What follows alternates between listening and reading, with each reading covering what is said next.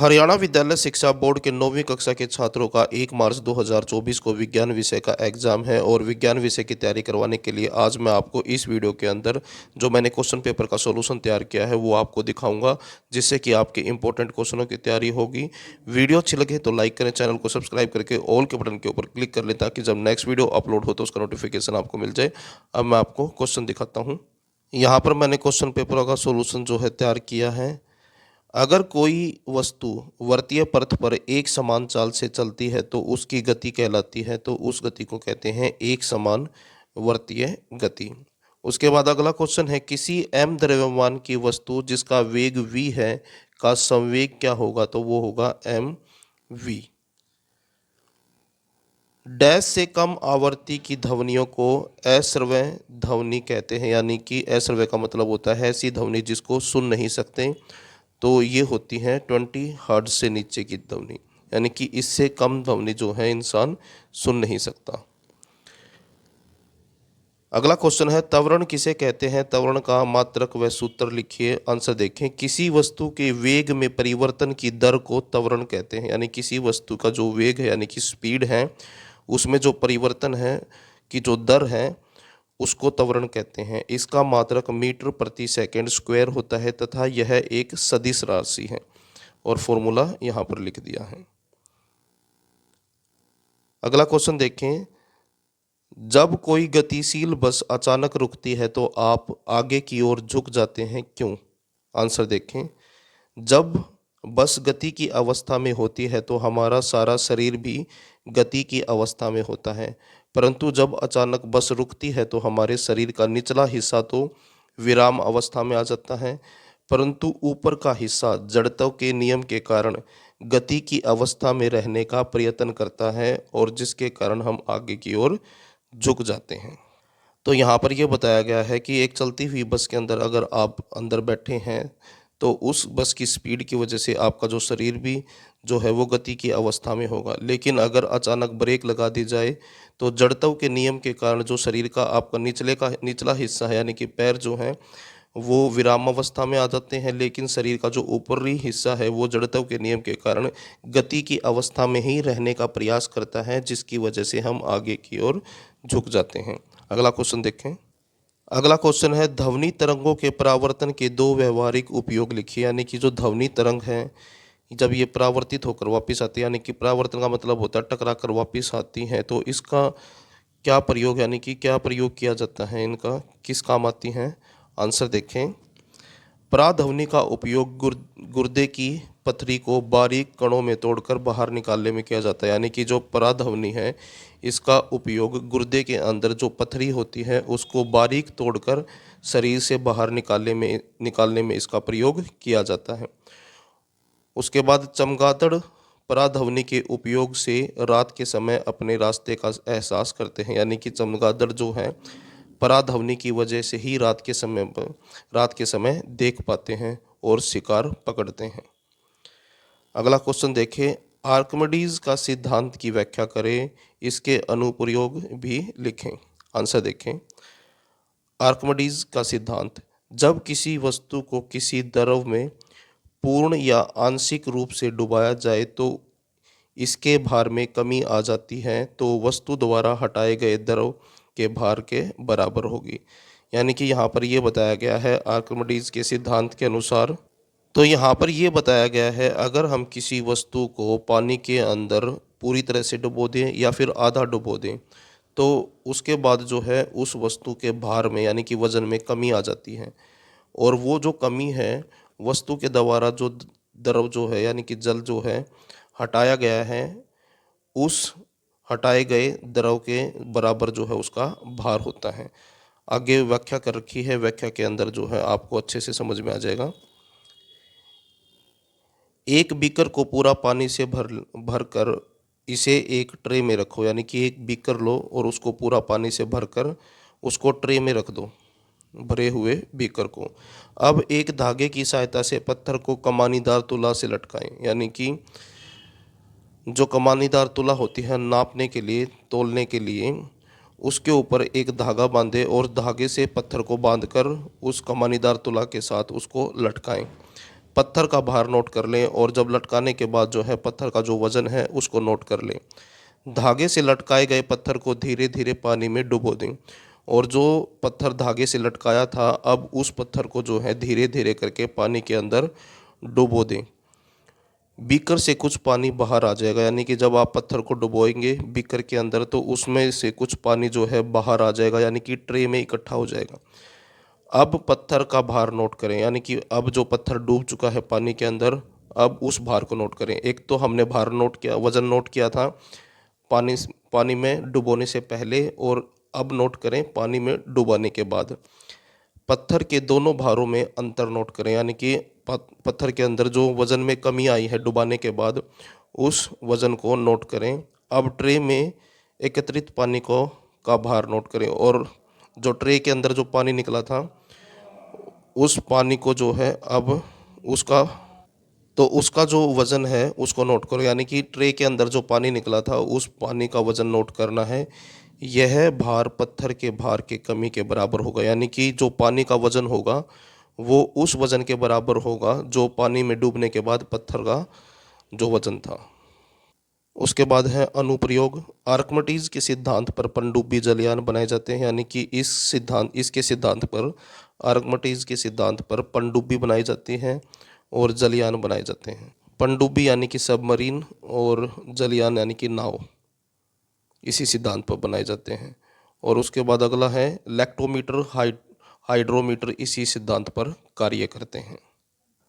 अगला क्वेश्चन देखें, जब आप साइकिल चलाते हैं तो कौन कौन सी ऊर्जा रूपांतरण होती है। आंसर देखें, जब हम साइकिल चलाते हैं तब शरीर की पेशीय ऊर्जा गतिज ऊर्जा में रूपांतरित होती है, यानी कि हमारे शरीर की जो पेशीय ऊर्जा है यानी कि मांसपेशियों की जो ऊर्जा है वो गतिज ऊर्जा में रूपांतरित होती है, यानी कि बदल जाती है। पेशीय ऊर्जा द्वारा घर्षण के विरुद्ध कार्य करने के कारण कुछ ऊर्जा ऊष्मा ऊर्जा में भी बदल जाती है, यानी कि जो पेशीय ऊर्जा है घर्षण के विरुद्ध कार्य करती है, इसके कारण कुछ ऊर्जा जो है ऊष्मा ऊर्जा के अंदर भी बदल जाती हैं। अगला क्वेश्चन है ऊर्जा का संरक्षण का नियम लिखें। आंसर देखें, ऊर्जा संरक्षण का नियम, ऊर्जा को न तो नष्ट किया जा सकता है और न ही उत्पन्न किया जा सकता है। ऊर्जा को केवल एक रूप से दूसरे रूप में परिवर्तित या फिर बदला जा सकता है। अगला क्वेश्चन देखें, स्थितिज ऊर्जा क्या है। स्थितिज ऊर्जा के दो उदाहरण दीजिए। आंसर देखें, स्थितिज ऊर्जा का मतलब होता है किसी वस्तु की स्थिति और आकार की वजह से उसके अंदर जो ऊर्जा होती है यानी कि एनर्जी होती है उसको कहते हैं स्थितिज ऊर्जा। वस्तु में उसकी स्थिति अथवा आकार में परिवर्तन के कारण उत्पन्न ऊर्जा स्थितिज ऊर्जा कहलाती है और इसका फॉर्मूला होता है mgh। उदाहरण, बांध में संचित जल की ऊर्जा, यानी कि जो बांध है उस बांध के अंदर जो पानी इकट्ठा किया हुआ है उस इकट्ठे पानी के अंदर जो ऊर्जा है उसको संचित ऊर्जा, उसके अंदर जो है संचित ऊर्जा है, यानी कि उसकी स्थिति की वजह से जो है उसके अंदर ऊर्जा है।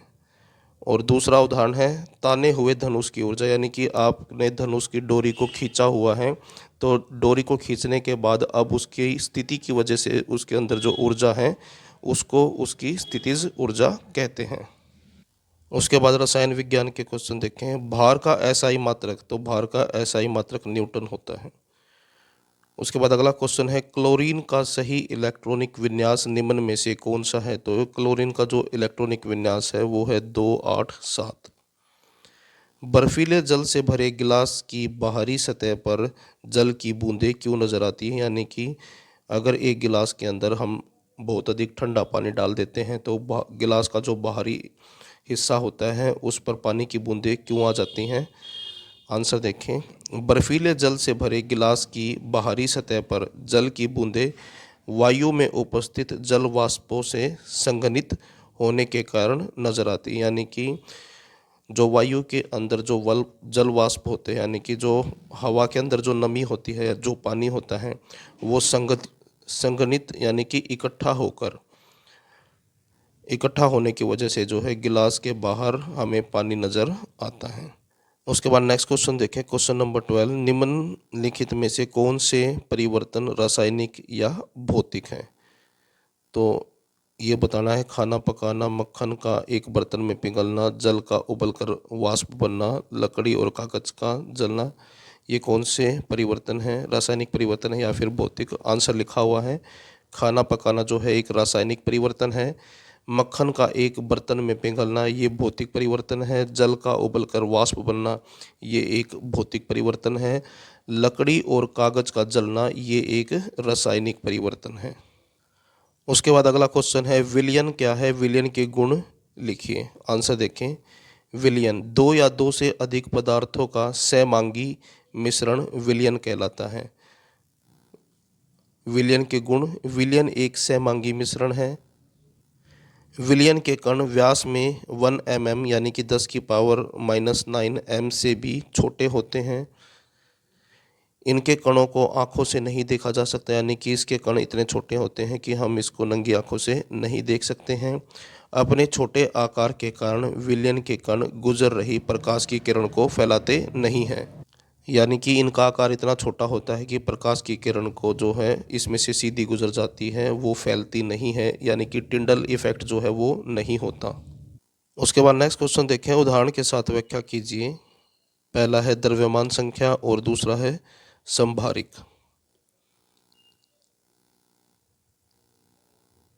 पहले है द्रव्यमान संख्या। किसी तत्व के परमाणु के नाभिक में उपस्थित प्रोटॉनों और न्यूट्रॉनों की संख्या के योग को, यानी कि जोड़ को द्रव्यमान संख्या कहते हैं। तत्व का द्रव्यमान संख्या को ए संकेतक द्वारा प्रदर्शित किया जाता है, यानी कि द्रव्यमान संख्या को ए के द्वारा प्रदर्शित किया जाता है। और किसी तत्व के नाभिक के अंदर जो प्रोटॉन है और न्यूट्रॉन है उसकी संख्या को जो है द्रव्यमान संख्या कहते हैं। और यहाँ पर दिखाया गया है ए बराबर है P+n, यानी कि प्रोटॉन और न्यूट्रॉन की संख्या।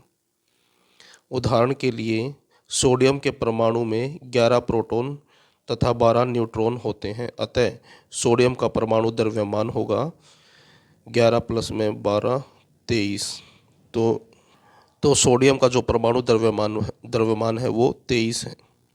उसके बाद है संभारिक। ये वे भिन्न भिन्न तत्वों के परमाणु हैं जिनकी परमाणु संख्या तो भिन्न भिन्न होती है परंतु उनकी द्रव्यमान संख्या एक समान होती है, यानी कि एक जैसी होती है।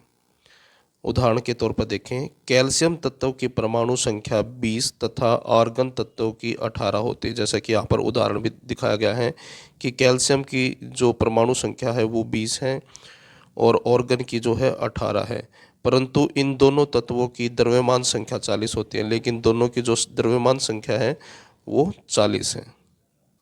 उसके बाद अगला क्वेश्चन है, निम्नलिखित सूत्रों द्वारा प्रदर्शित यौगिकों के नाम लिखें। तो पहले का नाम है पोटेशियम सल्फेट और दूसरे का नाम है कैल्शियम क्लोराइड। उसके बाद है नाइट्रिक अम्ल HNO3 के आणविक द्रव्यमान का परिकलन कीजिए। यहाँ पर मैंने आंसर लिख रखा है। अगला क्वेश्चन देखें, मोल से क्या अभिप्राय है? मोल का मान कितना होता है? आंसर देखें।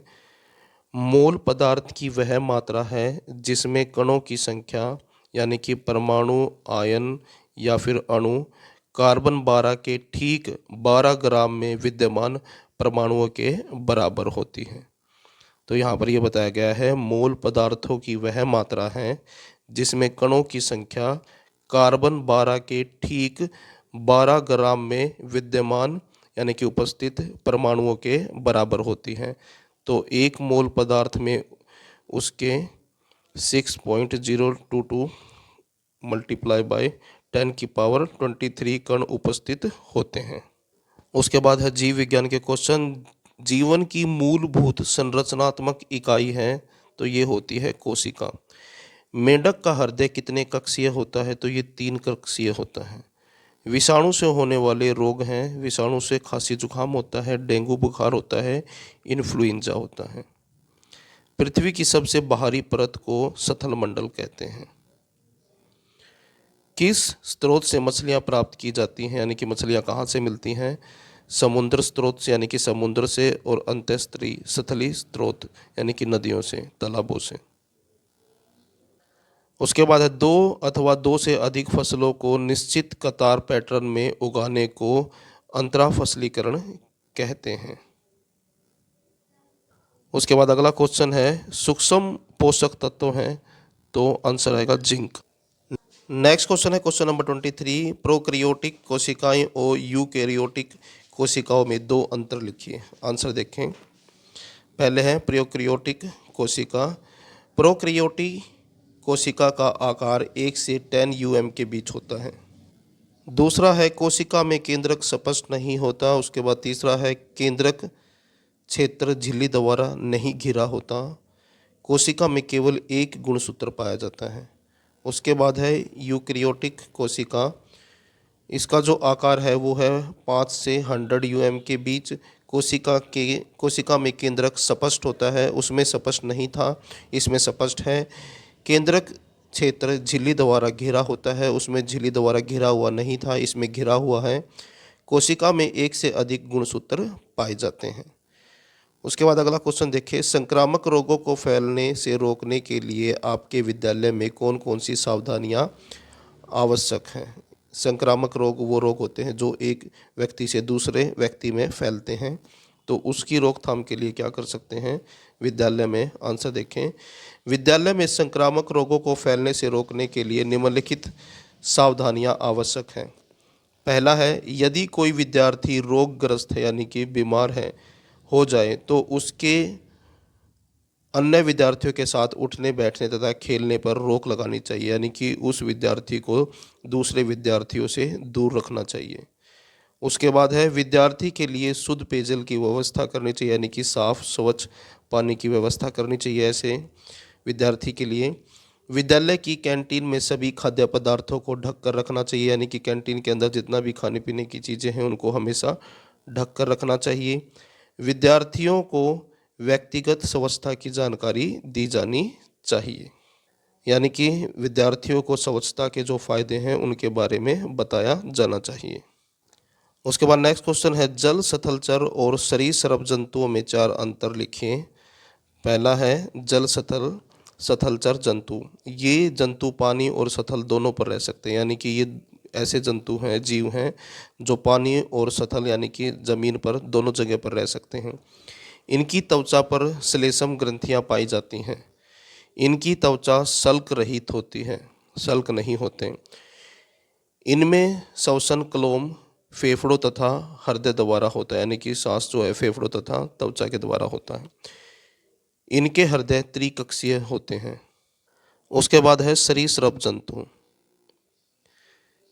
ये जंतु केवल सतह पर रहते हैं, यानी कि केवल जमीन पर रहते हैं। इनकी त्वचा पर श्लेष्म ग्रंथियां नहीं पाई जाती। इनकी त्वचा पर शल्क पाए जाते हैं। इनमें श्वसन केवल फेफड़ों द्वारा होता है, यानी कि केवल फेफड़ों के द्वारा सांस लेते हैं, वहाँ पर त्वचा से भी था।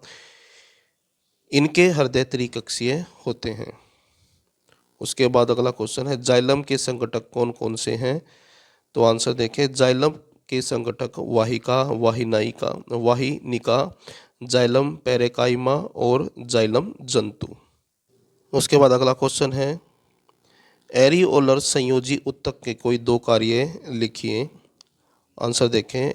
एरिओलर संयोजी ऊतक त्वचा तथा मांसपेशियों के बीच रक्त नलिका के चारों ओर तथा नसों और अस्थि मज्जा में पाए जाते हैं। तो ये यहाँ पर ये बताया गया है कि एरिओलर संयोजी ऊतक त्वचा तथा मांसपेशियों के बीच रक्त नलिकाओं के चारों ओर नसों और अस्थि मज्जा में पाया जाता है, यानी कि यहाँ पर पाए जाते हैं। इनके कार्य देखें।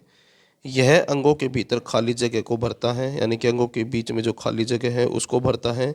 यह आंतरिक अंगों को सहारा प्रदान करता है। एरिओलर ऊतक ऊतकों की मरम्मत में सहायता करता है। उसके बाद अगला क्वेश्चन है, पेरेकाइमा, कालेकाइमा और स्क्लेरेकाइमा में 3 अंतर लिखिए। पहला है पेरेकाइमा। पेरेकाइमा कोशिकाओं की कोशिका भित्ति सेलुलोज की बनी होती हैं, यानी कि पेरिकाइमा जो है इसकी जो कोशिकाएं हैं, इसकी जो कोशिका भित्ति है वो सेलुलोज की बनी है। पेरेकाइमा ऊतक की कोशिका भित्ति पतली होती हैं। इनकी कोशिका भित्ति पौधों को लचीला बनाती हैं। उसके बाद है कार्लेकाइमा। इनमें भी कोशिका भित्ति सेलुलोज की बनी होती है। इनकी कोशिका भित्ति कोनों यानी कि किनारों पर मोटी होती है। इनकी कोशिका भित्ति पौधों को मजबूत व लचीला बनाती है। उसके बाद है स्क्लेरेकाइमा। इसमें कोशिका भित्ति लिग्निन की बनी होती है। इनमें कोशिका भित्ति अधिक मोटी होती है, पौधों को दृढ़ तथा कठोर बनाती है। उसके बाद अगला क्वेश्चन है, रंध्र के 2 कार्य लिखिए। आंसर देखें। रंध्र के कार्य, पौधों में श्वसन यानी कि सांस लेने के लिए गैसों का आदान प्रदान रंध्रों के द्वारा होता है। यानी कि जो पौधे हैं सांस लेने के लिए जो गैसों का आदान प्रदान है, यानी कि कार्बन डाइऑक्साइड लेते हैं और ऑक्सीजन छोड़ते हैं, वो जो है रंध्रों के द्वारा होता है। पौधे वाष्पोत्सर्जन क्रिया द्वारा अतिरिक्त जल को इन्हीं रंध्रों के द्वारा बाहर निकालते हैं। यानी कि पौधे के अंदर जो अतिरिक्त जल है उस जल को ये वाष्पोत्सर्जन द्वारा बाहर निकालते हैं और उसके लिए जो है रंध्र द्वार का प्रयोग किया जाता है। यानी कि पौधों का अतिरिक्त जल वाष्प बन के रंध्रों के द्वारा बाहर निकलता है। तो ये था आपका 9वीं कक्षा का विज्ञान विषय के क्वेश्चन पेपर का सॉल्यूशन। वीडियो अच्छी लगे तो लाइक करें, चैनल को सब्सक्राइब करके ऑल के बटन के ऊपर क्लिक कर लें ताकि जब नेक्स्ट वीडियो अपलोड हो तो उसका नोटिफिकेशन आपको मिल जाए।